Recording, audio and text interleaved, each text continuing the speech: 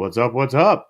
Okay, you sound good. So far, so good. Here we go. All right. Okay. I like it. Starting out well, Hey, and hopefully. Jamie's already here. Jamie, how you doing? Jamie got a new picture. Well, come on up. Let's talk, Jamie.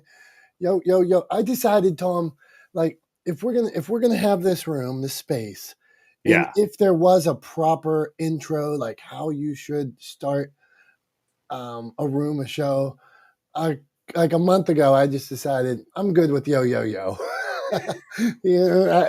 If there should be some like someday if we're on NBC or something, I want and they say, well, you should say what day it is. I'm going to say, how about we say yo yo yo? Yeah, it's funny. I like you say if we're on NBC or something, and I feel like I actually it just made me think of a conversation I had yesterday with somebody, and we're like in the very early stages, like literally first conversation on sort of developing a concept for a piece of content, right? Or a content series. And so like first conversation, very early days, early stage of the game, nothing to talk about in terms of that. But one of the conversations we had yesterday, and this is a conversation I've had to have a lot in the last few years, is talking about this idea of like where does your content end up? Like where does it go? What should be the sort of end goal of like where you want the content to land? And one of the things that we talked about is, my friend was saying, should we like do sort of a taster or a teaser or a sizzle and then like try to shop it to a streamer? And I was like, no, absolutely not. Like I don't think that's the right path forward, or the best path forward. It's a path, but I definitely don't think it's the best path forward anymore, when it comes to getting your content out there, and creating content, uh, because uh, it's not, because you don't have to do that anymore. That was the best path forward when that was the way, right? Like if you wanted to reach a big audience, the way you did that was to get on TV, right? And the way you got on TV was by selling a show to a broadcaster, right? But it's not the way anymore. There are lots of ways. There are many platforms, some public, some and free to access, i.e., YouTube, or various social media platforms, right, that have like longer form content components. But then there's also, there are also small networks. There are, alternate streaming platforms. There's your own, you can build your own platform. You could have it on your own website. Like there's so many ways to do it. There's the proverbial, there's more than one way to skin the cat. Which I used to think was actually, somebody told me it was a reference to skinning catfish. um, but it turns out actually that's somebody put that out to kind of make themselves feel better about it, because actually it does refer literally to cats. So maybe it's not a phrase I want to use, because while I'm not a cat lover, I am an animal lover, and I don't want to skin cats. I feel like that's unnecessarily cruel. Um, so anyway, there are a lot of paths to take, a lot of avenues to take, when it comes to getting your content out. For example, right here we are, on using using a social audio platform as the basis for, as the sort of foundation for not the smartest guys in the room. But not the smartest guys in the room is not just a room on Clubhouse, right? We stream across a variety of social platforms every week, including YouTube, including Facebook, including the website formerly known as Twitter, including Twitch, including LinkedIn. We're on all kinds of platforms. So it's really, there are so many ways to reach your community now, that I would encourage people, if you're looking to create something, right? If you're looking to create a piece of content, if you're looking to create a community around your brand or your business, explore options, and I'm going to use that as this is unintentional. I didn't mean this when I started talking about this to do this at all, but I'm going to capitalize on the opportunity, and it'll get us into something we were talking about right beforehand. But if you're looking for ways to do that, if you're curious about how to build that community, how to reach that audience, how to communicate more effectively with the people that you want to serve through your business, your brand, well, then you should go to creativecon.com and buy a ticket and get yourself to Chicago on February 17th and 18th, because we are putting together, and I'm super proud of this event. I'm very proud to be a part of it.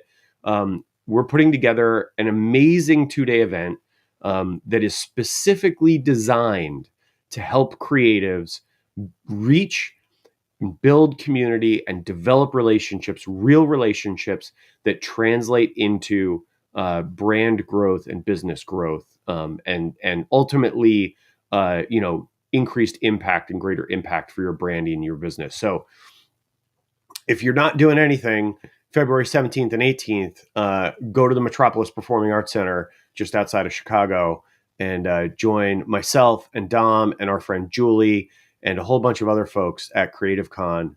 It's a first of its kind event. We hope it's the first of many. That's the plan. This is the first iteration. So if you want to get in on the ground level, this is your chance. Early bird pricing in effect till December 8th.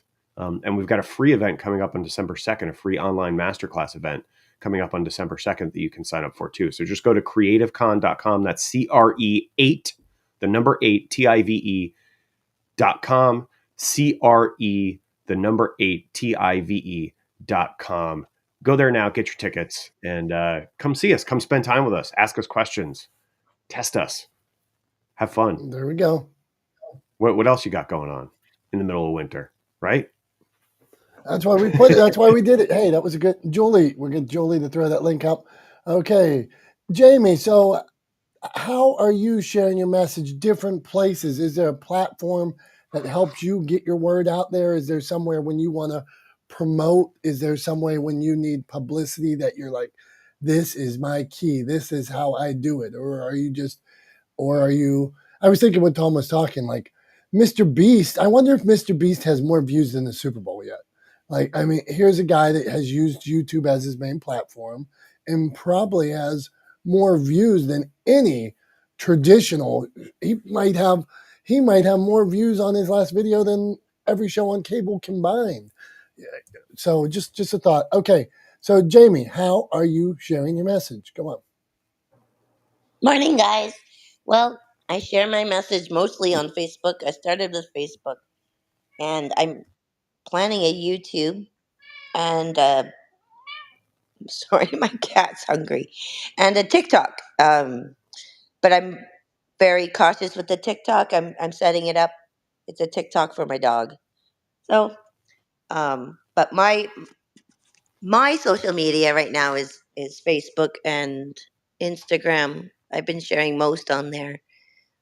Once I get set up again, because I had to dismantle my suite downstairs, I'll get going on more cameras and more, almost all of them.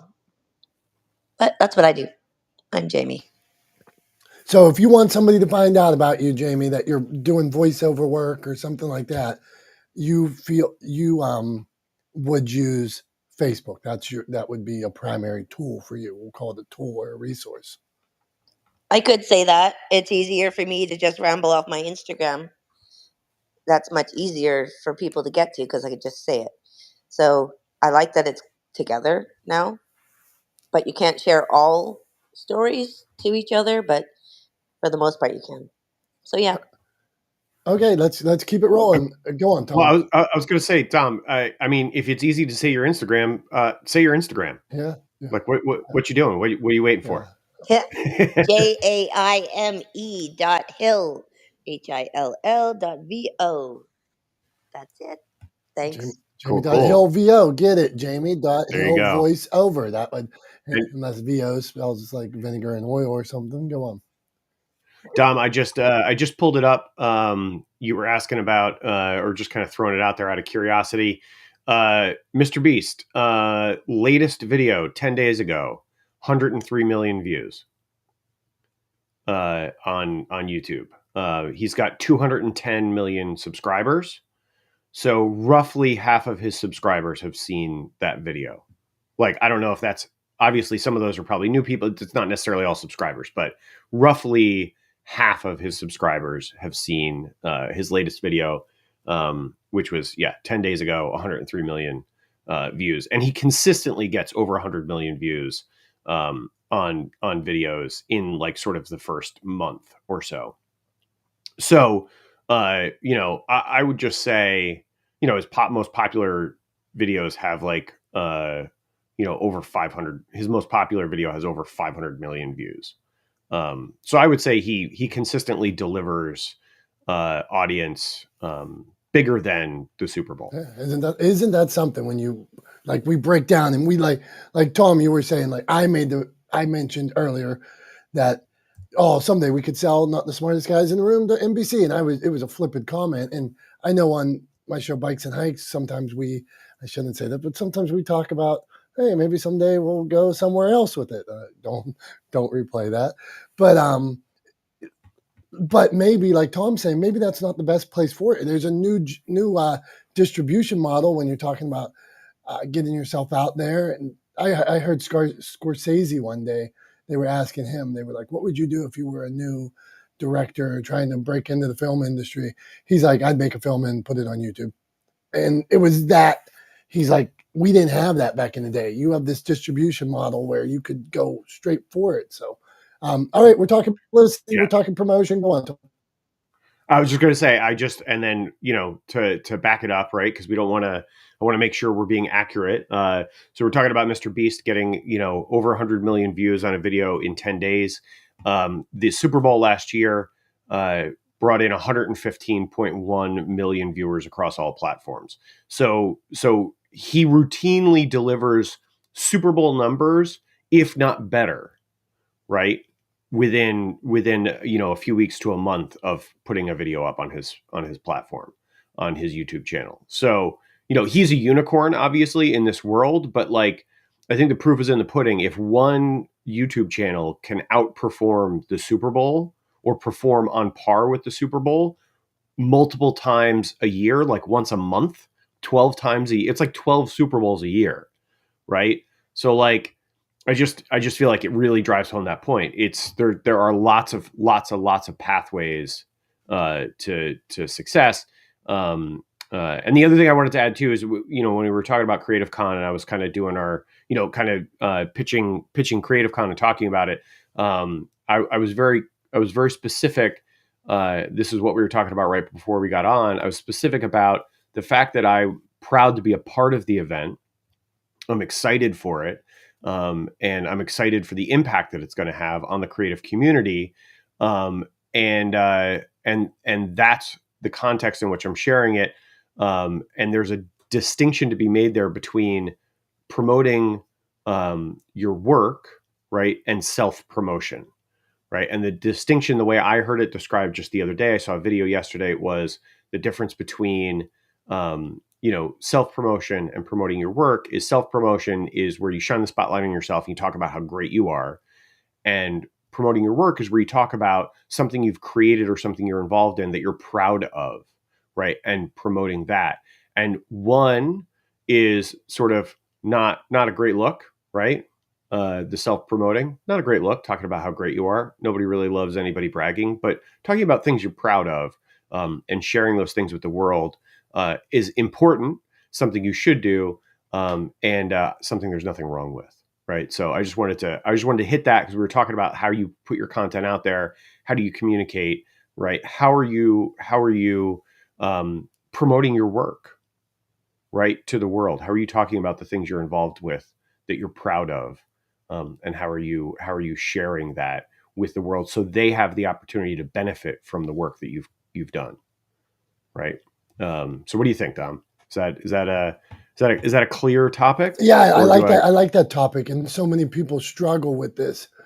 I shouldn't put anything out because I shouldn't talk about my new book because I'm self-promoting. I shouldn't talk about this event because I'm self-promoting. I shouldn't. But you're doing good. You believed in it. You put out content that you think can make a difference. I always say that you have to find unique ways to say the same thing over and over and over and not get tired of saying the same thing over and over. And I am not one of these people that thinks there needs to be an ask all the time. Can't you just deliver some valuable content here and there, and then maybe 1 out of 10 times ask, 1 out of 20 times ask, 1 out of 100 times? Maybe just, it doesn't always have to be tip for tap. But okay, publicity promotion. We have Julie Loken, my friend Debbie, Jess, John Jay, Brian, Jackie. Okay, we're gonna keep rolling around. Hey, Mark, what's up, man? Nice to see you here. All right, let's do this. So we're going left to right. Julie Loken, what do you got for us? Publicity promotion, anything that works for you, anything we should be doing.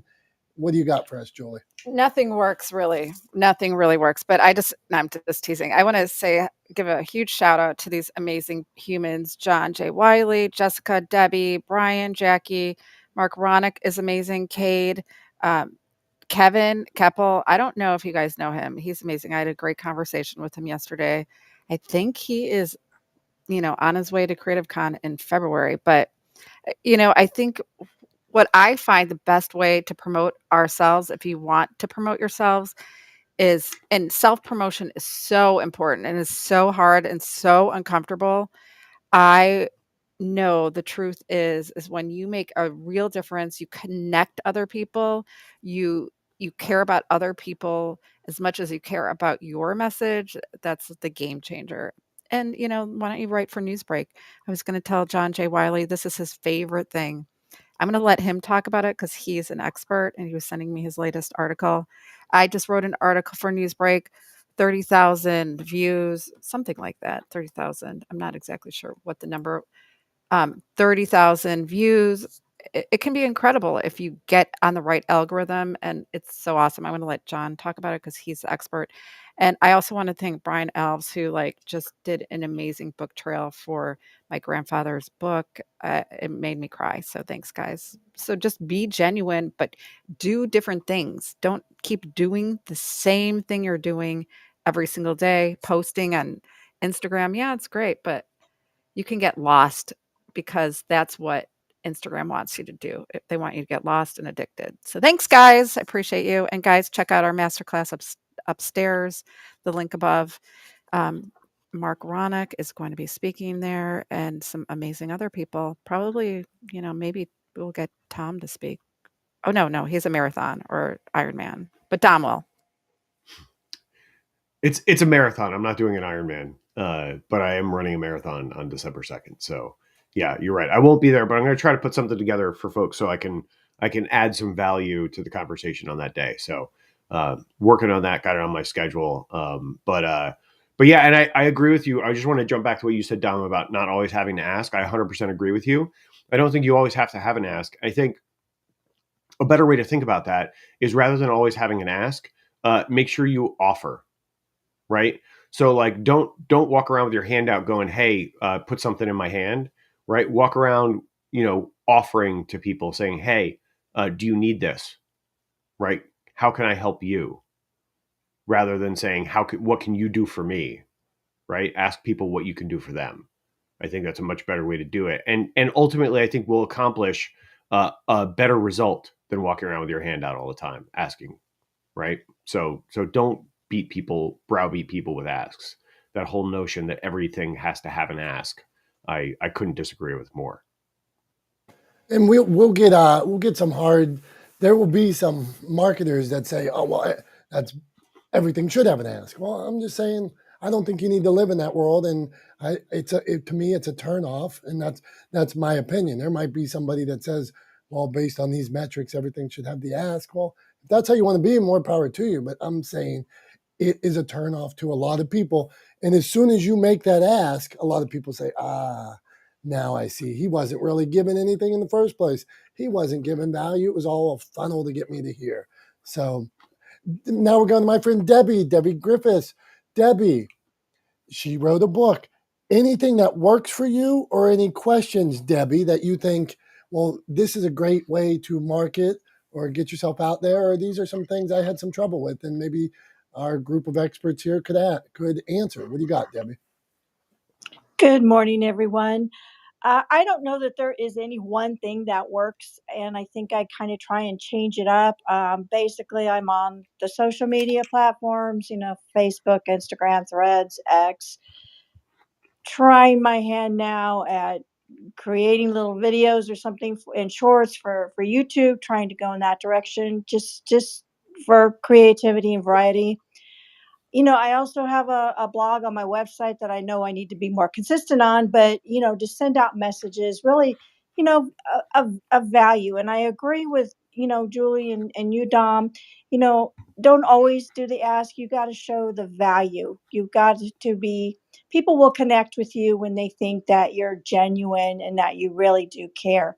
So those are the messages in social media that I'm trying to come up with so I can continue that connecting and building. So thank you, and I land my plane. Good stuff, Debbie. And my friend Debbie is raising awareness for domestic abuse and domestic violence, and trying to help um, give back a little and give women an outlet, or even men an outlet when they're facing those kind of situations. So, the thing I will say about Debbie is just entering this world, and she is pretty much always on message. Now she's finding her message, but one of the things that Dominick rant. One of the things that's a turnoff to me is when people are off message and you don't know what their message is. So I know Debbie's here. I know it's positive content. I know sometimes she touches on domestic abuse awareness and stuff like that. But then all of a sudden, sometimes people are in a lane and then they curve, and all of a sudden they're talking about politics, or they're trying to get you to buy Ray-Ban sunglasses, and you're like, what the hell's going on here? I thought I followed them because of this. And so I think staying on message staying consistent is a way that will help you as well. And Debbie's working on that, and she's doing it. So, hey, Jess, okay, not the smartest guys in the room. 9:30 every Wednesday we do this. We do it for about an hour and a half. We talk all things. 2 weeks ago we talked publishing. We always talk publishing, podcasting, social media. We've been digging down into things the last couple of weeks, but if you want to jump into another subject, have at it. This is how we roll. You want to talk pop culture? That's my favorite thing. So we'll switch it up. But Jess, what say you? Good morning. Sorry I haven't been around. You've been making more videos though, Jess. I've been seeing some more content lately. Trying, but I'm definitely exactly kind of in the mold of what you said. Came out just, with the entertainment industry and kind of did that curve and shifted. But that was just really finding myself, having help from some really beautiful dragonflies and other people to kind of have me focus where my head is much just passionate, because everything else kind of flows. I love the entertainment industry, I'm not going to say, but me, I love writing. I really do. Writing, but writing about things that matter to me has become more easy and less stressful. So, with the writing and then the content, it kind of just comes full circle, and then being able to be myself. So that's been kind of the biggest breakthrough for me. Jess, if you want to get your writing out there, is there a place, like Julie mentioned Newsbreak, which we know John Jay loves, is there a place you would use, or Debbie mentioned blogging on her website, is there a place you use when you're trying to get your writing out there? So I don't have a lot of time for a lot of places. So I'm an executive contributor for Brains, Rich Woman, Rich Man, Sovereign, and then coming up here another one that focuses on authors, because I want to provide value more than just where I'm doing. So just writing for publications, getting your name out there, and your respective your subject matter expert at, and then sharing your story behind it. So be passionate, and then just find the drive, find the belief, but biggest of all, be able to be comfortable when you're uncomfortable, and sharing your message, sharing your story, not just tidbits, but everything. So that's for me. land my plane. Yeah, there you go. Well, we appreciate you, and it's nice seeing you. And welcome back, and keep putting out the content. See, I notice, and that means if I notice, more people are noticing. I had a friend yesterday. We were talking. My friend David Campbell, podcaster, and we were talking, and we were one-on-one in a little interview. And he said to me, "Well, what if you could only talk to one person? Would you do it?" He said, "Yeah." He said, "But it's not just one person you're impacting. What about the person they talk to? What about the person they talk to? Maybe they share that message." And I'm not suggesting that any of us are only talking to one person, but if you could sit with them and talk to them and connect with them, like Julie said, you would probably take that opportunity. So don't be so quick to look at those likes and comment. I'm so mad about John. The thing that is in my mind lately that I wish everybody would do is I wish you could turn off likes and comments. And now I want you to, now let me preface this. I want people to interact with other people. Yes, interact with other people. Interact all day long. But I wish you could turn off and not see the hearts on your content, not see the likes on your content. And you could go about your business all day putting out the content that you believed in and not be worried about anything. So new creators and stuff. I was talking to a professional athlete the other day, and like here, this professional athlete, he's doing something that 1% of the population would dream of doing. And he's in the mental health space and stuff like that. And he's concerned. He has a social message, a mental health message, and but he doesn't get the same likes that he gets when he puts out pictures with his shirt off. I'm deducing this. I see it. And so he doesn't think people like the social message. He can't believe that this social message doesn't get the same kind of support so he doesn't know if it's really working. But he really only has done it 1 out of 100 times. And the other posts are, I don't want to say what sport. The other posts are success in that sport. Well, at hands raised after winning in that sport. Well, I think if he could go into those other spaces and not put out the content that, hey, did you know that my hands aren't always raised? That I fell, I lost, I did this. What do you think about that, Tom? I mean, I think it's very clear to me that when you talk about these two different kind of like the dichotomy between these two different kinds of content, right? Like he puts out some content that is just sort of like big celebratory, professional athlete content, right? And he puts out other content that's more socially driven, that's impact driven, that's, trying to help and make a difference in the mental health space, right? So they're very, very different. It's a bit of an apples to oranges comparison. Like you can't even really draw a straight line between them in terms of like comparing the likes, because it's sort of like saying, it's sort of like comparing, somebody, some like the viewership numbers for the Super Bowl, right? Versus like the viewership numbers for a documentary, right? Like even a Ken Burns documentary, right? Like, even a well-known documentarian, right? Like who has made, has really created a splash in that world, right? And Ken Burns, I think, is probably the biggest, sort of most commonly known documentarian because of his long-standing relationship with PBS and the amazing documentaries that he's made, right? But like they're very different things, and they're meant for very, very different things, right? Like, the Super Bowl is for most people that watch the Super Bowl, it's very vanilla, right? It's just sort of a fun thing. It's a fun event, right? Like you don't have any stakes in it for most people. You go to a party, you hang out with friends. It's about a lot of things, right? That are very kind of generic. And so it appeals to a really broad audience, right? I.e. a picture of, a professional athlete winning at their sport, right? And sharing that image, like that appeals to a lot of people, right? It's a kind of a very generically relatable thing, i.e., hey, look, that person was successful at something, right? And they were at the pinnacle of their career in, at the height of their field, et cetera, et cetera. I said that backwards. Should have been pinnacle of their field, the height of their career, whatever. Anyway, that's very different to like, hey, I learned this as a result of my life experiences, right? And I want to draw attention to these issues. That's going to appeal to a much smaller audience, right? Than that broad sort of generic vanilla, like yay, I just won kind of stuff, right? So you can't really compare them. You can't say like, oh, this is better than that. It's like, no, they're different, right? At the end of the day, if you're creating content to make a difference, right?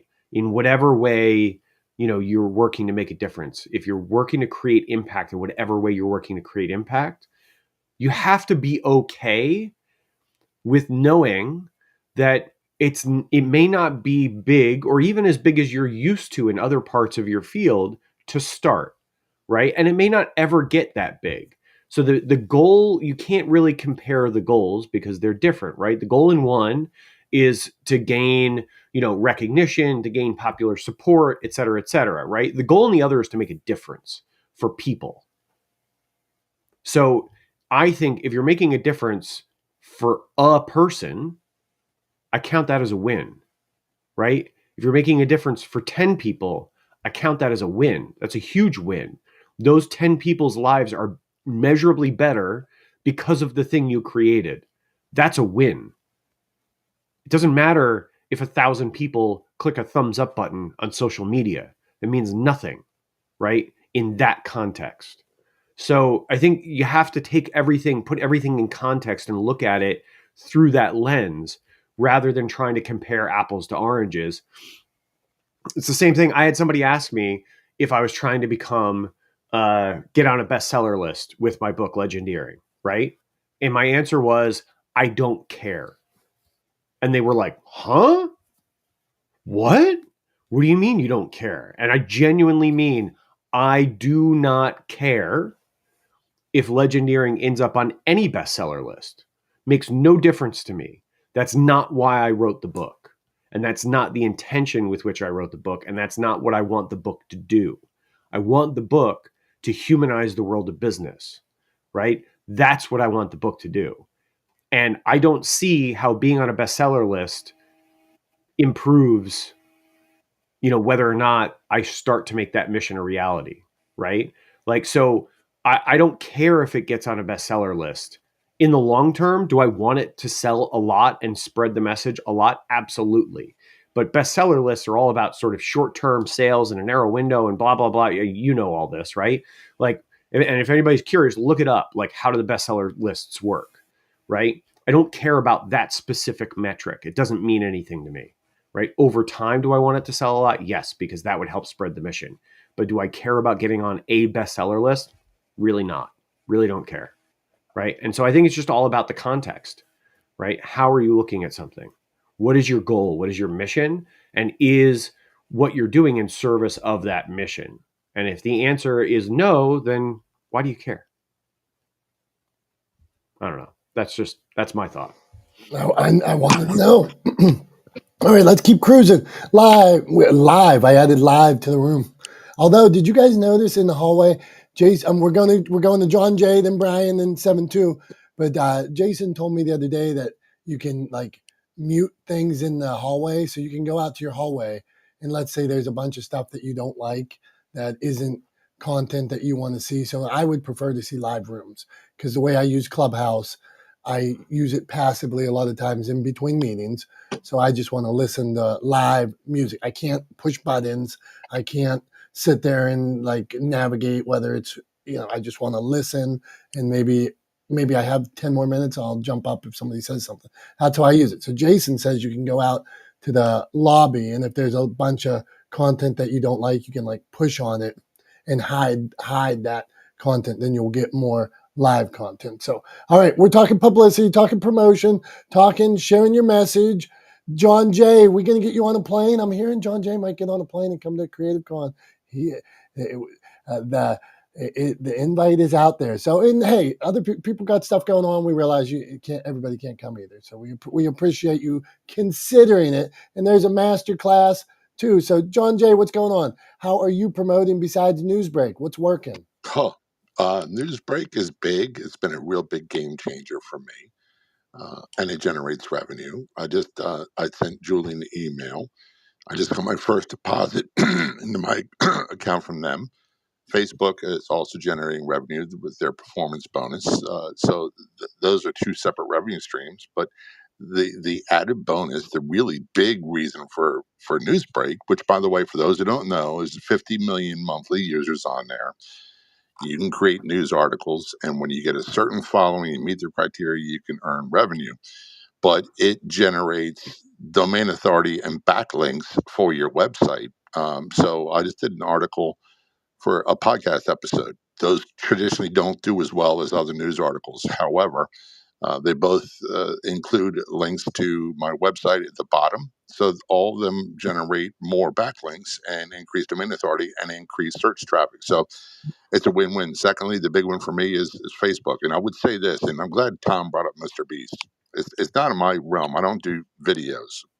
But when you look at what Mr. Beast does, everything in his titles and in his keywords, it's not about him. It's not about him. It's about the consumer. Who's going to consume his show? And the very first thing he does, like he focuses on money figures a lot, is what drives people to consume his content. So all the opportunities for branding and doing sales and doing all that stuff, that's great. That should be part of every content creator's journey. But none of that can occur for me anyway until people either listen to the radio show or get their attention and they click and start consuming the content on the podcast. Because other than that, there's not a whole lot of options. So if I start any caption, anything with I or meet me or whatever it is, I'm missing an opportunity to strike a chord with what is going to resonate and get the attention of the consumer. So that's the number one thing I'd say is even people focus on value. That's great, but if your value doesn't get their attention, that's the problem. You got to get people's attention. Otherwise, it's never, ever, ever going to happen. John, I was in a room yesterday, and somebody said that it isn't about the message; it's about the pace, the flow, your cadence. And they said it wasn't about message. What are your thoughts on somebody saying it's not about message?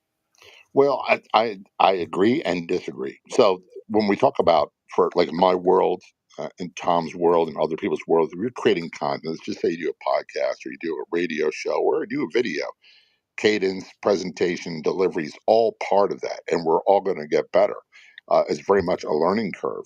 However, if your first word of your title, your keywords, your captions when it comes to social media doesn't strike the attention of consumers, it doesn't matter. Unless you have someone behind, like CBS or a big company behind you promoting you, if you're like me, you do all the promotion yourself, you've got to get people's attention. So the good news is just with Facebook alone, I think that the estimated audience for my show was like 270 million people worldwide. So if that's how many of those can I attract? And of those I attract, how many can I get to engage? If I don't strike a chord of what's in it for them, they will never engage my content. It doesn't matter. Cadence, all that stuff doesn't matter if you don't get their attention. That was my thoughts. Hey, Loken, did you want to say something? I see you flashed. Oh gosh, I didn't even mean to, but I mean, anything John says, I listen to. And I was just looking at his Newsbreak article. He's got over 1,000 followers on Newsbreak. It's incredible. So when do they start paying, John? What's the number? 1,000 followers and so many views? I Is it like a think YouTube if you thing? go to, let me pull up their website really quick. I'll get right back to you. All right. Let's go on, Tom. I just wanted to highlight there, Dom. I think, what John's talking about makes a ton of sense. And what he's saying, make sure you always have in mind what you're offering to the audience. Like, what are you giving them? What is of value to them? Right? It's one of those things. I mean, we've talked about this on this show and offline. Right?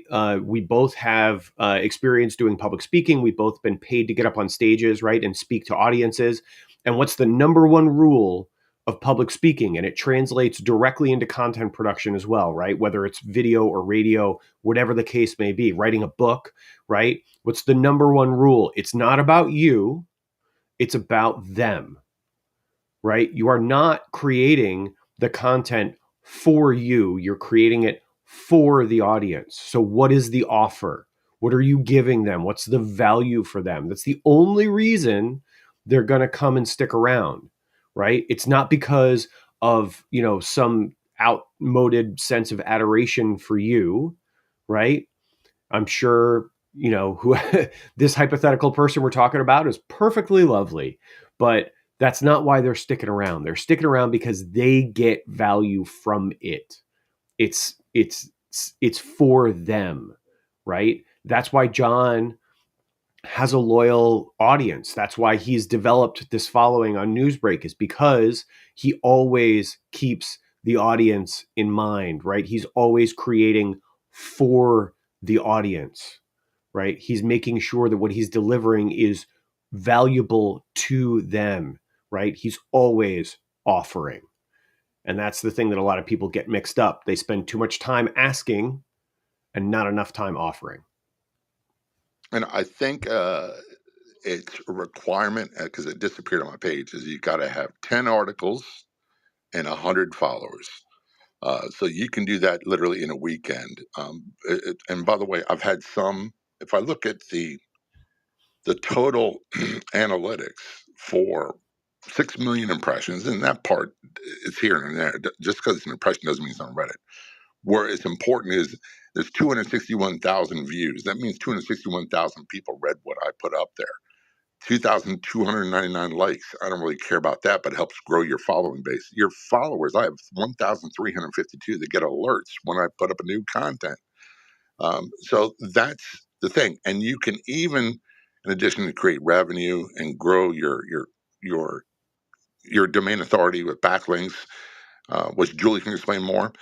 You can even, I've done it with some, you can even post articles that are affiliate marketing driven. They've got codes you have to put in there, requirements, but you can do that. If you are good at writing, which I'm not, it's something else you can do, but it's a way of getting more people exposed to your content, and it creates nothing, costs nothing, but you can also earn revenue at the same time. So that's the win-win part of it.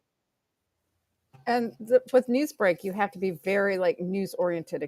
The fluff pieces don't exactly work, which is what I kind of am playing around with. It Yeah, has to be I've seen at the some that top have of done bills. like my wife's going to do some of the top 5 dog friendliest cities in Florida. Oh, well, Some of that's those do cool. really, really Yeah, good. yeah, for sure. But what I do with news articles, and this is the little trick people can do, especially if it's in your niche.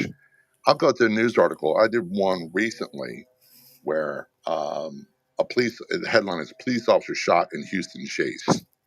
It's 20,000 impressions, 1,150 views.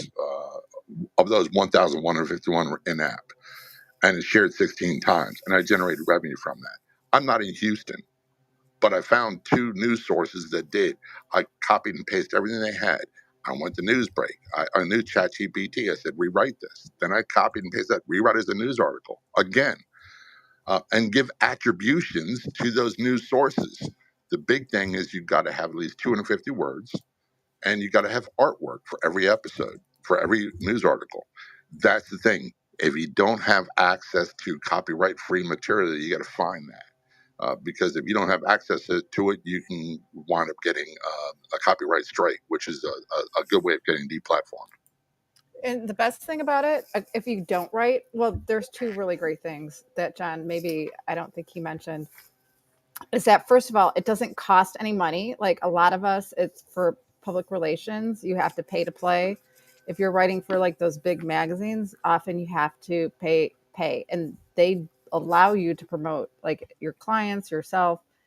And then the next best thing is it has AI. You can write inside the app. The app will write the article for you. So it's almost like a no-brainer, which I'm so glad John lets me talk about now. So thank you. So I'm Brian, I'm smelling like a masterclass coming up here yeah, anytime go on, soon. Brian. So Brian's looking for a masterclass from you, Julie. We're going to continue this, Brian. Hold on. Julie, you got a finishing thought on that, and we're going to go to Brian. I'm just saying, write for Newsbreak. That's it. Go. Okay, now I got one more question on that. John, Julie, would you, Julie, who says you can use their AI, I get it. John leans towards ChatGPT's AI. Do you think you're getting dinged if you're using the in-app? No. Okay, gotcha. Okay. I think so, John. I agree. No. And Okay. I just use ChatGPT as a way of writing it more grammatically correct because I'm not a great writer. Yeah. And time is an issue. So if you don't have time to spend 8 hours writing a piece, you can do it in 15 minutes that way, and you don't have to be there. Just make sure you give attributions to your sources. Dom, you're writing for Newsbreak now too. Yeah, right? I just started. I'm learning about it. Then John just hit me in the gut when he was like, "I lost my way, John." I was promoting my authors for them. My value add was to my authors, but it wasn't to the viewers of Newsbreak. I was wrong. John pointed out clear as day how I was positioning the articles wrong. So I'm sitting here thinking, as fast as can be, I'm gonna get to my roots and get to an article that is more about giving. So thank you, John. He's right, man. All right, not the smartest guys in the room. We must continue, or I'm going to freak out. Oh my God, you don't want Dom to freak out. It's really scary, right, Tom? Yeah. That's right. Now I have a song in my head. I've seen it happen. Yeah. I've seen it happen. I just want to throw one cautionary note out about using AI to write for you is just make sure you edit it for the love of God. Yes. Like, don't just have AI write something and then post it. Yes. Edit it. Yes. Read it. Yes. Edit it. Read it. Come on. I see these posts and I'm like, I can't believe this sentence it doesn't even end. There's no, there's subject, nothing. It stops. How did you not see that?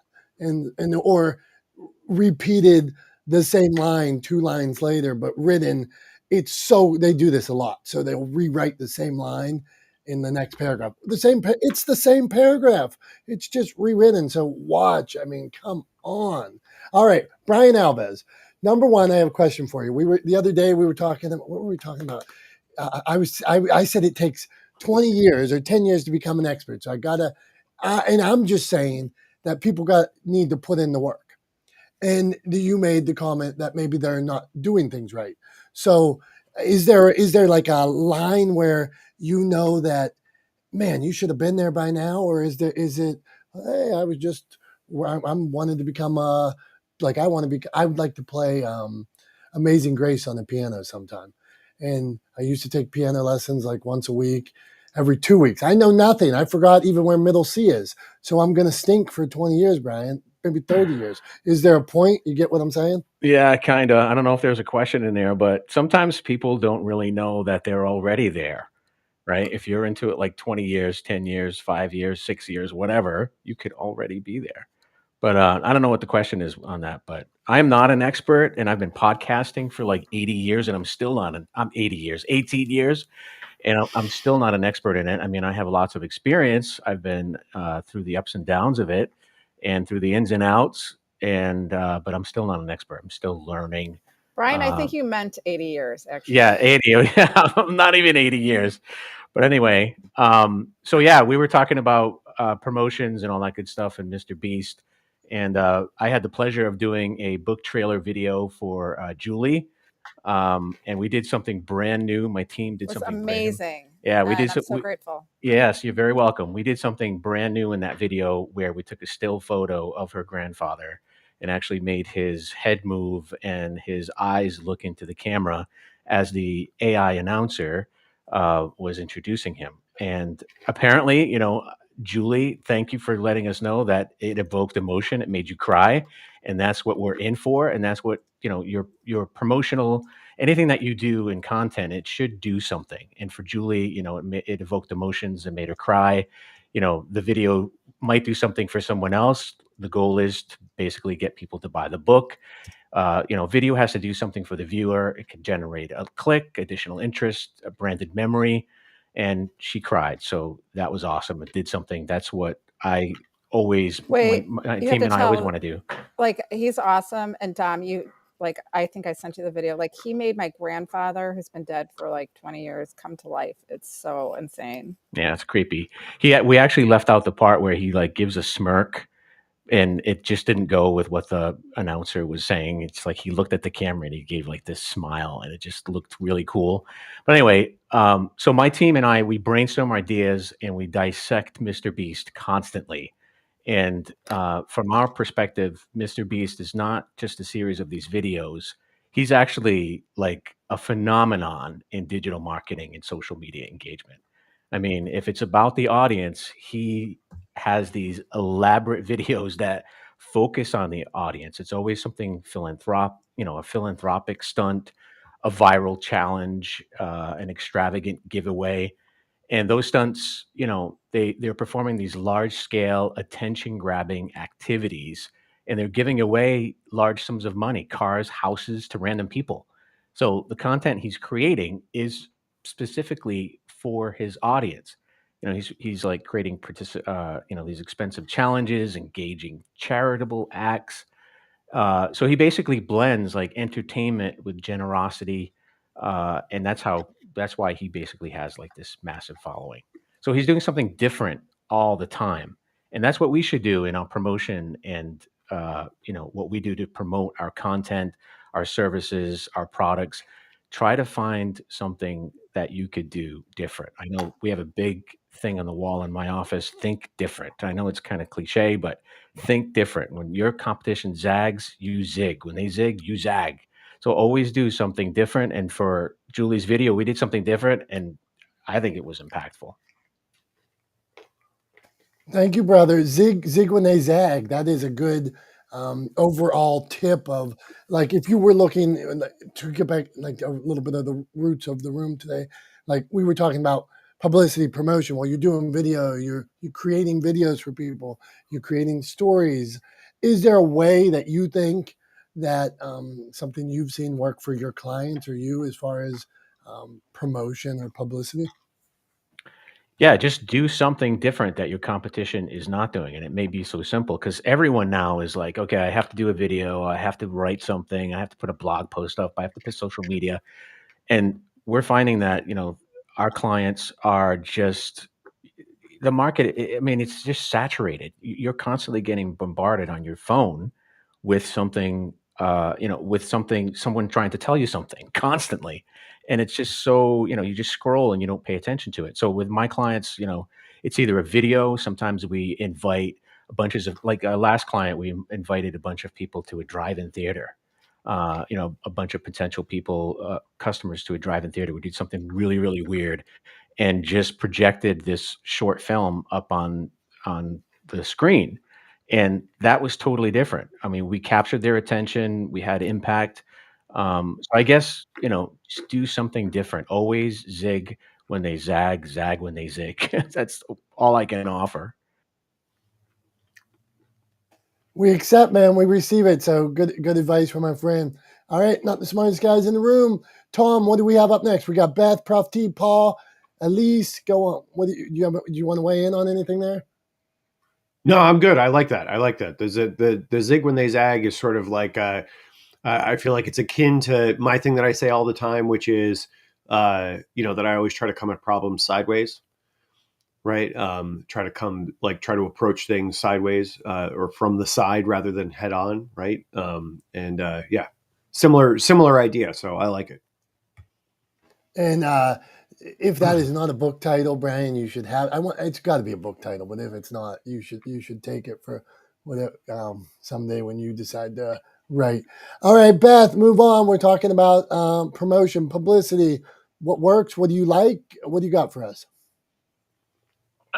Yeah, and Brian, I agree with the zig when they zag because one, I live in Florida, and that was the first thing people taught me was to zig and zag when an alligator was coming after me.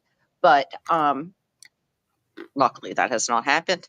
But yeah, no. I mean, I do video for properties. Like I just do generic. I'm not as good as y'all that have film teams and stuff. I just do generic videos on my phone. They get a lot of hits to promote out properties. I've even went to the extent of a property that I was like, this patio, the interior of the property was not that great. It needed updated, but the patio and pool area was absolutely amazing. I said, here's what we're going to do. We're going to have a party, like just a little grill, cookout, whatever you want to call it. And I videoed it because I wanted people to see how great this patio was. That property sold the next week. It just took them from the perspective of looking at the photos to here's a video. This is what people can do. This is what we can do in our new house. We can have fun too. But I'll pass it back to you guys. I'm enjoying the conversation. Beth, very cool. I always wonder why realtors don't just like walk around on Facebook, like doing live videos or wherever inside the houses. Like, wow, this is so cool.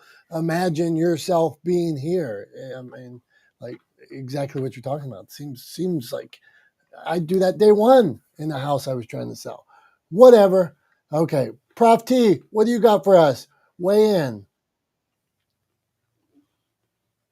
That was a bad segue, so we'll give her Oh, 3. sorry about that. See, I said it was a bad segue on my part. I can't just blurt out something. What kind of nonsense is that? Go on. I'm pretty good on my feet. Hey, everybody. Good morning, good afternoon, good evening. What a fabulous day. What a fabulous topic. I was a little bit late in the room, and I'm only going to share this really quick because I cannot add anything of value. You guys all nailed it, and hard acts to follow. Always a pleasure to be here. This is all I'm going to say. I'm learning at my age, learning so much. And I just want to say, Paul, who's after me, had a beautiful conversation with him on the phone. And LinkedIn, we met live on LinkedIn. And this wonderful soul just taught me so many different things about business, about social media, and about how to do it the right way. He's 26.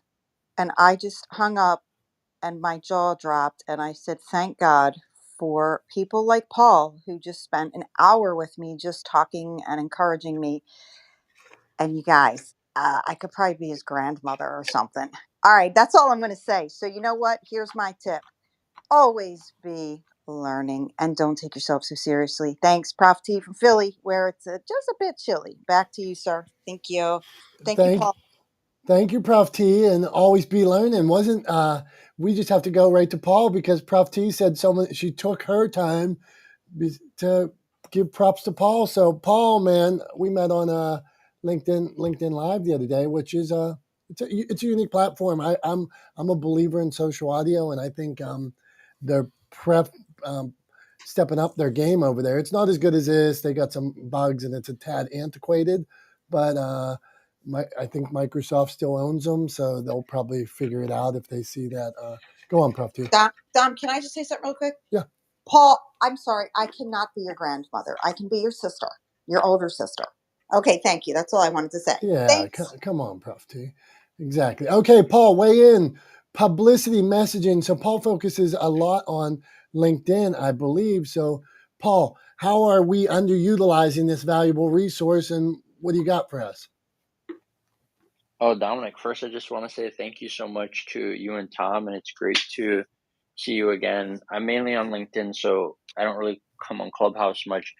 I would say that really everything kind of begins and ends with your story, which is something that I feel like you can relate to, right, Dominic? And one of the interesting things that I see is that a lot of people look at LinkedIn for kind of what it was versus what it has kind of transformed to. And I feel like I've only been on LinkedIn for a year and a little over a year, and I've used it to, speak on, I've done hundreds of audio events there, created a live show, spoken on 60 plus podcasts, live shows, events, featured in articles like Bloomberg and all these type of things in over a year. And it really all started for me from just sharing my story. And what I have found for me that works is this formula of kind of being unpredictable. And I feel like people are so unique, but they just choose to be basic. It's kind of like what I see all the time on LinkedIn is that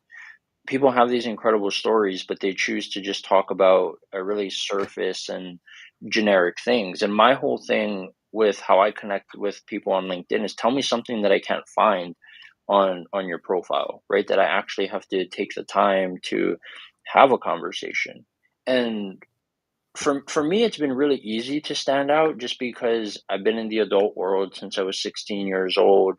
Um, I spent most of my professional career in an industry where people were 2 or 3 times my age, and I feel like your story is your greatest differentiator. And one of the things that I found that worked for me is this idea of unpredictability creates curiosity, and curiosity equals opportunity. And yeah, that's what I would add. Okay, well, okay. So, how can we be different on what can we do on a platform that? Give me an example. Are you saying make live video? Are you saying because let's say I don't know, maybe 2% is doing LinkedIn audio right now. I wonder what the percentage is. I bet it's not even that high. But is that what you're saying? Go on. So I would say there's really three unique things that I feel makes LinkedIn stand apart from every other platform. And I've used just about every platform besides Twitter. And it's this idea of commenting. Before I started creating content on LinkedIn, I had built a following of a few hundred people just by commenting and adding value to other people. And I feel one of the challenges for a lot of people who come on social media is they have deep, and to what Brian said, I got to have a conversation with Mita Malik a couple weeks ago, and she talked about this idea that she doesn't believe that anybody's an expert. And my personal belief is that if you have to tell somebody that you're an expert, are you really an expert? I look at it as something that other people should kind of refer to you as versus yourself. But going back to what Mita Malik said, she said that she doesn't believe that anybody's an expert, but that people have deep expertise. And I feel like an experience. And I feel like that's a good way to put it. Personalization and human connection, honestly, is why I got hooked to LinkedIn. And I feel like one of the things that a lot of people do there is that they're just very generic. Like instead of sending a connection request, send a personalized connection request. Actually take the time to like look at people's profiles, make a connection with that person and be like, hey, I noticed that you do this or you experience this and I did too. Would love to have a conversation about it. And it's really this idea of kind of leading with value. I feel on LinkedIn, a lot of the connection requests and messages that I get are just people basically kind of regurgitating their profile to me. And that's why I said, like, tell people something about you that they can't get from your profile. Some of the other things to really stand out on LinkedIn, I would say audio events, which is kind of like their version of Clubhouse. It personally, I like the audio events better than Clubhouse. I feel like a lot of places that I've been on Clubhouse are very chaotic, and I like the fact that the LinkedIn audio rooms are more professional, structured. You don't really get as much chaos there, at least in my experience, and I've done a few hundred of them at this point and attended nearly 700 to 800. And the thing that I liked about the audio events is I feel like it served the same purpose that Clubhouse did in terms of, building community, getting to network, people sharing about kind of the person behind the profile. And the third thing that I would say that you can do to really stand out on LinkedIn is I feel like there's different ways to kind of share your story. Like I urge people to kind of be vulnerable. One of my good friends says that vulnerability is the permission slip, and I'm sure everyone has experienced this. Like when you go in a room and somebody shares something, it has this kind of domino effect where it's like people will do it. Other people will like feel comfortable or inspired to do it as well. So that's what I would share. Thanks, brother. I love the vulnerability aspect of it too. I believe wholeheartedly in being real. One, we're going to go back. We're going to get some more tips from everybody. We're going to come around the room rapid fire. But Tom, you got to weigh in on Paul's thoughts and the vulnerability. I know that's a place that authenticity is where you you and your flat billed hat live. Absolutely. I mean, 100%. Look, you have to be who you are, right?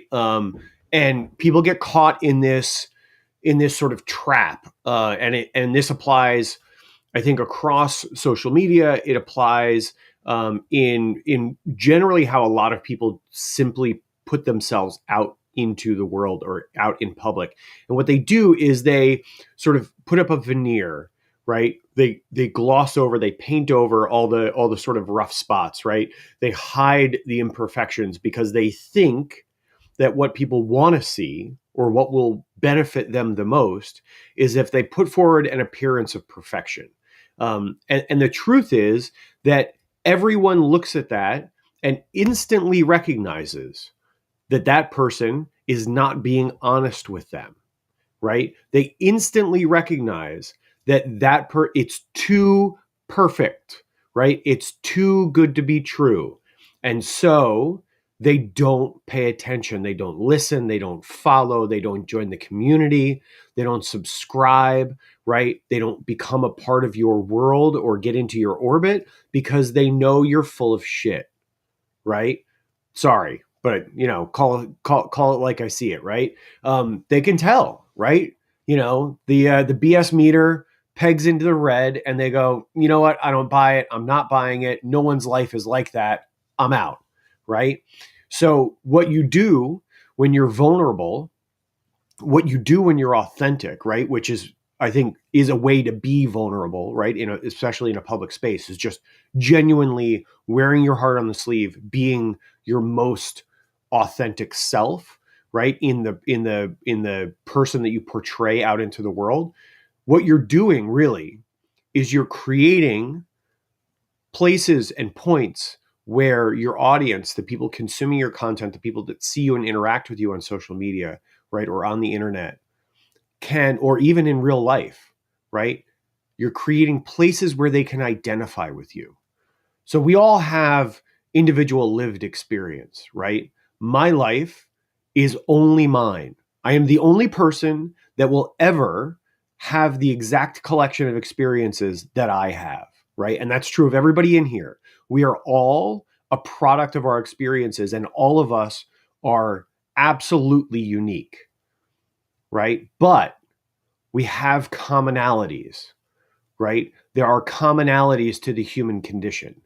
And so what you're doing when you're being authentic, right? When you display that vulnerability, when you peel back that veneer, right? When you take off the paint, right? When you scrape the paint down and you get to the raw material underneath, what you're doing is you're exposing those commonalities, right? You're exposing the places, the points, the parts of the human condition that you share with the people who are consuming your content, and you're giving them the opportunity to connect with you, to empathize with you, to identify with you, to understand you better, right? And when you do those things, you create opportunity and you lay the foundation for real relationships, right? Actual real relationships with people that you've never met before. And it's just because you let them know that you're also as imperfect as they are. And it's just that simple, right? The other thing I wanted to hit on from what Paul was talking about, one of the things that I've kind of adopted, anybody who's been around for a while, Dom's heard me talk about this a million freaking times, but I don't care. He can just listen one more time. Probably not one more. I'll talk about this again at some point, I'm sure. But so I like to sort of, I try to adopt things that I kind of have happened to me, and then I'll try to figure out how I can adopt them and put them kind of back out into the world, right? And one of the things is that, like one of the things I did last year was I wanted to create a reminder for myself that my intention was always to help, right? And it was because I'd had interactions with people who had made a point of saying to me, I'm here to help you, right? Like, how can I help? Of starting the conversation, the interaction that way. And so I did a very simple thing. I changed my email signature, right? So instead, in every email that I send, every email that leaves my inbox, right? it doesn't say sincerely, it doesn't say best, it doesn't say warm regards, it doesn't say whatever, like any sort of normal platitude that most emails end with, sort of a benign, like, until next time kind of thing, right? Every single email I send ends with here to help, Tom, right? Every single one, whether it's a reply or a first email, whatever the case may be, they all end that way. And it's for two reasons. One, because I want my audience, or the people I'm talking to, the people I communicate and interact with, I want them to know that I intend to help them, that is my intention in our interaction. My goal is to help them, right? And I want to remind myself every day with every email that I send that my intention should always be to help, to be the helper, right? And along those lines, one of the things that I've done recently is I realized when I started talking about my book, Legendeering, right? When I put it out on social media, and again, I was like, I had some trepidations about doing this because I didn't want it to come across like I was bragging, right? And so I was like, I hadn't made that distinction of like, I'm not talking about me, right? I'm not patting myself on the back. I'm talking about something I've done that I'm incredibly proud of, right? And that I believe has the potential to help the world, right? And so I put it out on social media. I created a video about my book going up for being available for pre-order, right? Everywhere books are sold, which was important to me, that it's everywhere books are sold. So you Google Legendeering book, right? Even just Legendeering, I think at this point. But if you just Google it, it'll give you a list of all the places you can buy it. You can just click one of those, buy it. I recommend bookshop.org. But anyway, I talked about that, and the response I got was so overwhelmingly positive. I was completely blown away. I mean, just everybody coming out of the woodwork, people I hadn't talked to in years. I was getting voice messages from people. I was getting texts from people that I literally hadn't talked to in years. And they were like, heard about your book, just pre-ordered your book, saw this about your book, really excited, so happy for you, so proud of you, right? Like just all this, just amazingly warm, great response, positive response. And I took all that in and I said, you know what?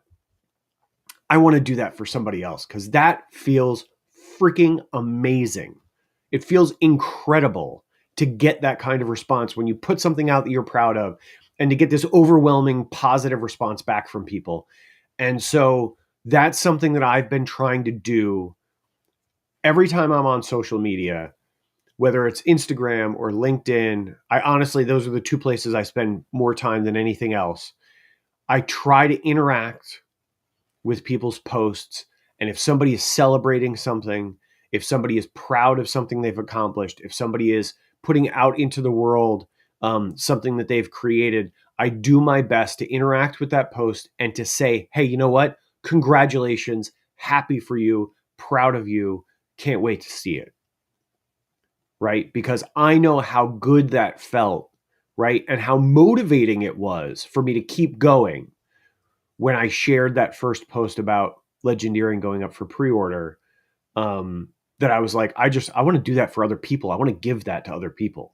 I want to be the person that surprises someone with that kind of response.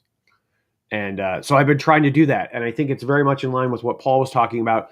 When you see stuff on LinkedIn, when you see somebody, who's like posted that they just started a new job, right? Or, they've just published their first article, or whatever the case may be, right? Just reach out and say, hey, thumbs up, good job, congratulations, happy for you, excited to see this, right? Be that person that gives that gift of support and encouragement to other people, right? Because I guarantee it feels good for you, or it feels good for them, but it feels good for you too. You benefit from it. So make sure you do it. Go out of your way to do it. That was an incredibly long-winded answer, but No, you did good though, Tom. Tom, sometimes we need to hear that. I have nothing to say on top of that because it was too good, except it's free.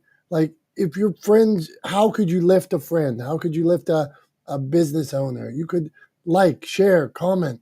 You didn't have to buy product. You could buy product later on, but you could support them just by doing that. I mean, wow, what a light lift that makes such a big difference Tom was talking about. So well said. Go on. Dominic, Yeah, Paul, then we're going before to go to Julie. Go on, Paul.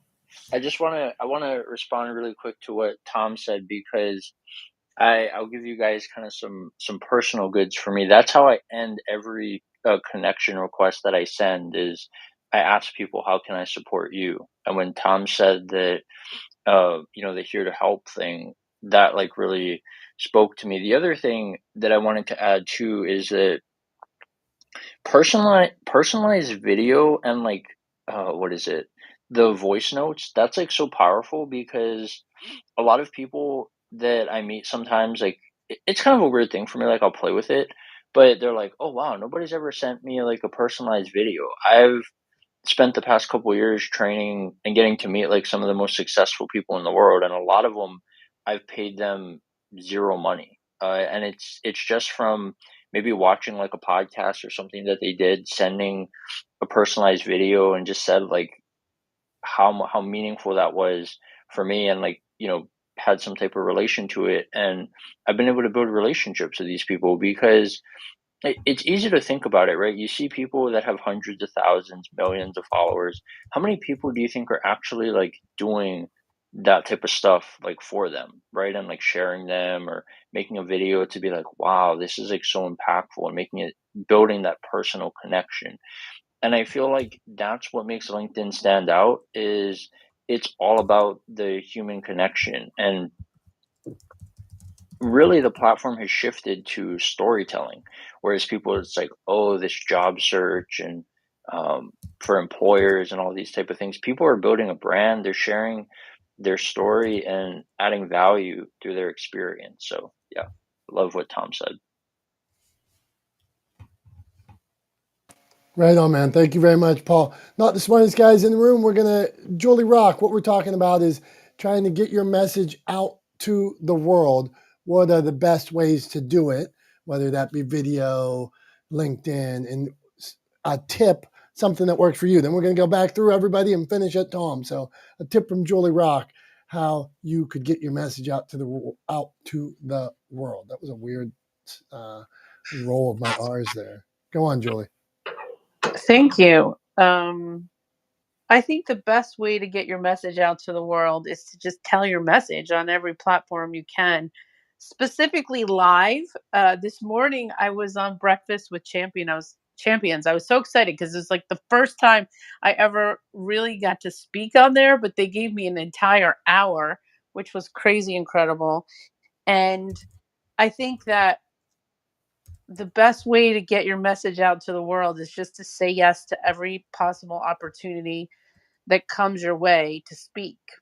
And so that's what I'm landing with today. Thanks, Dominic. Julie Rock, great tip, man. I said man, so that's weird. Well, and you can't just say "well, man," but great tip in general. Tom's looking at me like, "What the hell is this guy talking about?" But yeah, great tip. If I was gonna, I'll start, and then we'll go back to Paul because you're right there with me, Julie. We're gonna talk. Each of us give a tip, and we'll finish with Tom. So it's gonna go me, Paul, Prof T, Beth, Tom, sharing your message, and Tom. That means your wrap up when we get back to you. But and you can give us a tip. But along with what Julie said, say yes. I'm a believer in practicing the message. Practice, practice, practice. What does that mean? Well, write it down. Practice it on LinkedIn.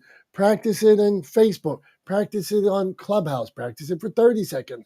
Practice it for a minute. Try it out in a group like this. Well, that guy cut me off. Okay, because you were too long-winded, because you were off message. How do I make my message apply to what they're talking about?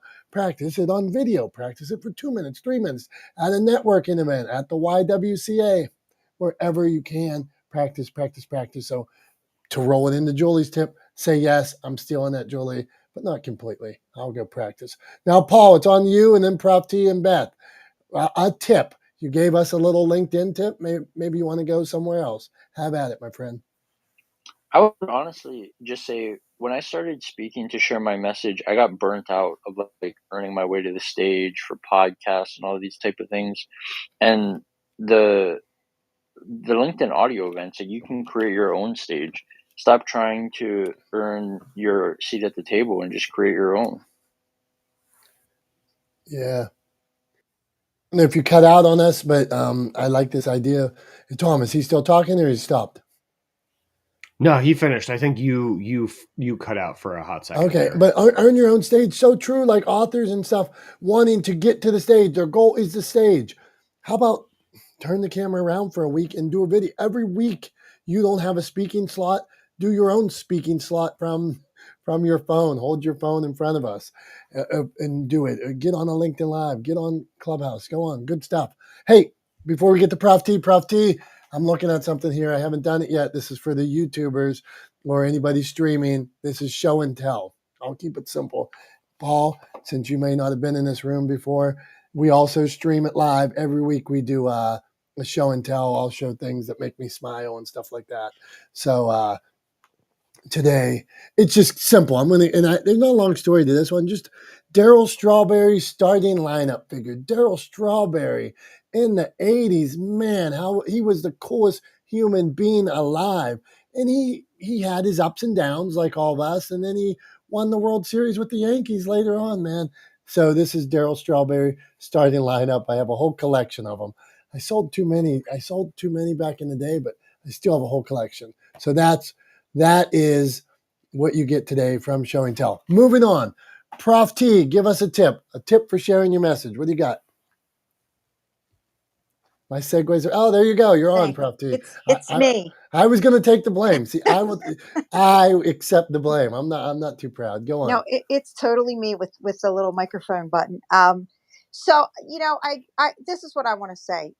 I am speaking shortly today we are honoring veterans at an event that I'm going to as part of the Delaware County Press Club that I'm a member of. It's for anyone in communications, journalistic, things like that, writers, IT. And you know what? I reached out to the president of the organization and I said, hey, tomorrow, do you need anybody to honor the veterans? My husband's a veteran. My two brothers were Marines. And I'm often called upon to speak quickly at an event. Just thought about it. And if not, no problem. I'll see you, at such and such time, which I'm heading out there now. She got back to me immediately and said, you know what? I hadn't even thought about it. I would be delighted for you to open the ceremony and honor our veterans and say a few words and thank them. Easy peasy. So I love what you guys said. Yeah, just, don't be afraid to ask. I think 72 said it yesterday. You know what? If the answer is no, at least you took the time and they'll remember you the next time, or they might just go ahead and surprise you and say, yes, indeed. Thanks. Have a great day, everyone.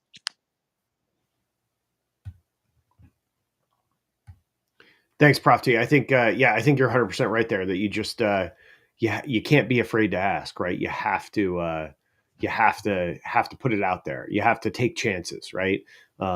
Because otherwise you're never going to move forward, right? If you play it too safe. So I think we're on to Dom stepped away for a second. So I think we're up to Beth. What's your tip? What do you want to share? Yeah, I just want to say, amazing room, Tom. I was sitting and listening to you, and that's something that I train a lot of agents on, is coming from the place of contribution. Don't always look at it as me, me, me. Turn it upside down and make it a we, we, we. And when you do that, you're going to realize that you're going to benefit, like you said, so much more from coming from that place that I'm here to help.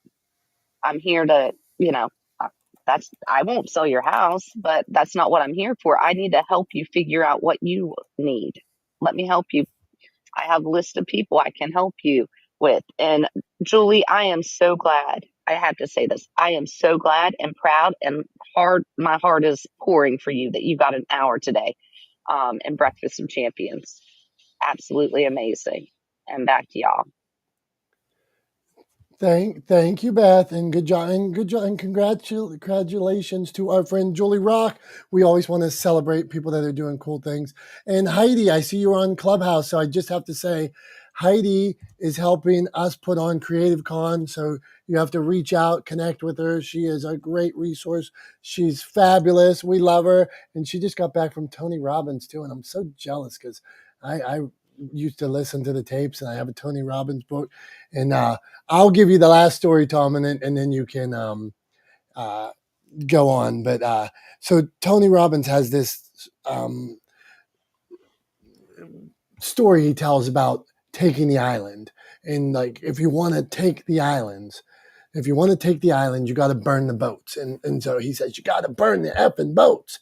And it's such a inspiring thing. So any of us want to go for, at some point you have to just go all in and go for it. So burn those boats. Back to you, Tom. You want to wrap us up, my friend? Yeah, I think I can swing something. Okay. So here's what I'm thinking, right? And I'm going to kind of go back to like kind of my core, something that is, core to me and my belief system and how I kind of try to interact with the world. It is in legendeering, it's the sort of the key principle or the core principle of legendeering as well. And it's a phrase that Paul actually said earlier, and that's to lead with value, right? Lead with value always. I was asked early on in the process of writing legendeering. I was on a call with my publisher, and she asked me if I had to ask you, what is the overriding principle of your work and legendeering? If you had to sum it up in a couple of words, what would you say? And it really was almost instantaneous. I said, lead with value always. Right. That's how I would sum it up. And there's a very, very pragmatic reason for that. Right. It sounds a little woo woo, right? But it's not at all. It is actually grounded in science. And so this is what I want to share, what I want to close out with today. When you lead with value, right? What you do is you walk around giving gifts a lot, making a lot of offers, right? And giving a lot of gifts. And those gifts, those offers, people often get confused with sort of giving away your work for free, right? And that's not at all what it is, right? That gift, that offer can be as simple as what I was talking about earlier with my with the end of every email I send, with the fact that it says here to help, right? So it can be that simple, right? That is a gift of value, right? I am offering help to somebody. That is a gift of value. And the reason why I believe it's incredibly important to lead with value always is because it's how we build relationships as human beings, right? It's how people, not like Americans, New Yorkers, whatever, like people. This is a human condition kind of thing, right? It's how people build relationships. All of the best relationships in our lives, all of them are built on an exchange of value. And when I say best relationships, I mean the ones that work the best, right? They're all built on an exchange of value. Every single one of them. My relationship with my wife, and I have said this to her. We've talked about this. She would not be angry at me whatsoever for me saying this publicly. Our relationship is built on an exchange of value. We give to each other constantly, and we do not attach strings to those gifts. We do not keep score, right? And it's important that you don't attach strings, that you don't keep score, because it only works is if you give freely without the expectation of something in return, right? And the reason why all of this works, and I said it was grounded in science, and I wasn't kidding, right? The reason all of this works is because something that social scientists call, psychologists, right, and anthropologists call the rule of reciprocation. Right. And you've probably all heard of it talked about in sales, in a sales context, as reciprocity. But the rule of reciprocation essentially states that you cannot give or receive without giving in return, right? That you cannot take or receive without giving in return, okay? You cannot take or receive without giving in return. So I'm going to give a couple of very quick examples to really drive this point home, and then I promise I will stop talking. So here we go. You've all seen this in action, right? You've all seen this in your lives. If you have kids, then you've done it. If you've been around little kids and their parents, then you've seen it, right? Here's how it is. We're taught to follow this rule from before we can even talk. So if you have kids or you've been around a kid who's under 18 months old, kind of pre-verbal, maybe they have a couple of words, but they can't really form sentences yet, right? And you've watched, either you've given something to a young child that age, or you've watched a parent or another adult give something to a young child of that age. You've seen this phenomenon happen. What happens is the person goes to hand something to that child, right? And as that child's hand comes up to take that thing from that adult, the adult will say words to this effect, right? And now what do you say? You say thank you, and you say thank you, right? And they prompt the child to say thank you. And what they're teaching that kid is you cannot take or receive without giving in return. And what do you give in return when someone gives you something? You give them gratitude. And how do you give gratitude? You say thank you, right? So we're teaching kids, we're taught to follow this rule of reciprocation from before we can even speak, right? Before we can even walk, right? We're taught to follow this rule of reciprocation. That's how ingrained it is in the human condition. And so to take that and kind of bring that forward into a more adult context, right? And a content context and a how you're getting your message out there context, right? What you should always be looking to do is provide opportunities or create opportunities through your messaging, through the content you're producing, to provide value to your audience, to provide value to your community, to, in essence, buy them dinner, right? We've all been in the situation where we're out to dinner with a friend, the check lands on the table, your friend grabs the check, and they say, I got this, right? You do the little dance. Oh, you don't have to do that. Let me get my half. Let me cover the tip. Let me get the drinks, whatever the case may be, right? And then eventually you give in and you accept the gift. And as you accept the gift, you say out loud, okay, fine, thanks, I really appreciate that. But the next one or the next time, it's on me, right? That's you following the rule of reciprocation. So what I want you to do with your content and with your messaging is always look for ways to buy your community dinner. Always look for ways to grab the check before they have a chance to, right? Buy them dinner. And I promise that not every single one of them, right? Because there are no guarantees in life, but I promise that a large portion of them will follow the rule of reciprocation, right?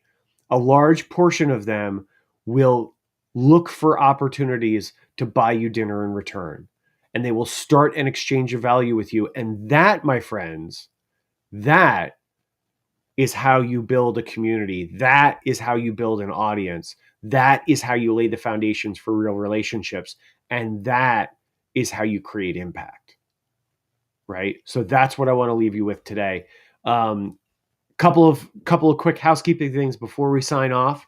I'd be remiss if I didn't say one more time, because again, I'm super proud of this. Legendeering is available for pre-order now. So go wherever books are sold. All you got to do is Google Legendeering book. I promise you it'll show up. I recommend you buy it from bookshop.org. It's a great organization. It's a great website, and they support local bookshops. But if you want to, you could just walk into your local bookshop and ask for Legendeering the Book by Tom Langan, and they'll be able to pull it up in their system and pre-order it for you. So however it works for you, whatever the best way is, pre-order it now. And then the next thing is, I mentioned this at the very beginning, another thing I'm super proud of, Creative Con coming up in February. Tickets are on sale now. Go to CRE8tive.com to buy your tickets. That's creativecon.com. Buy your tickets. They're on sale now. Early bird pricing is in effect till December 8th. But before December 8th, on December 2nd, we have a masterclass online coming up. I want all of you to be there. It's 100% free. We're going to be just throwing value at you so fast you're not going to be able to catch it all. And it's just going to give you a little bit of a preview of what to expect in February outside of Chicago at the Metropolis Performing Arts Center. So go to creativecon.com, CRE, the number 8, TIVECON.com, right?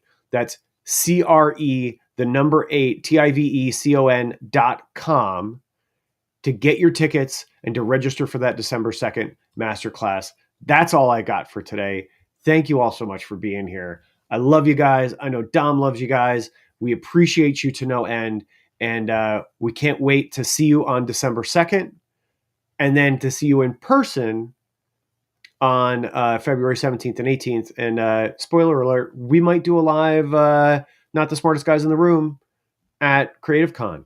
So if you're there in person, you get to participate in person.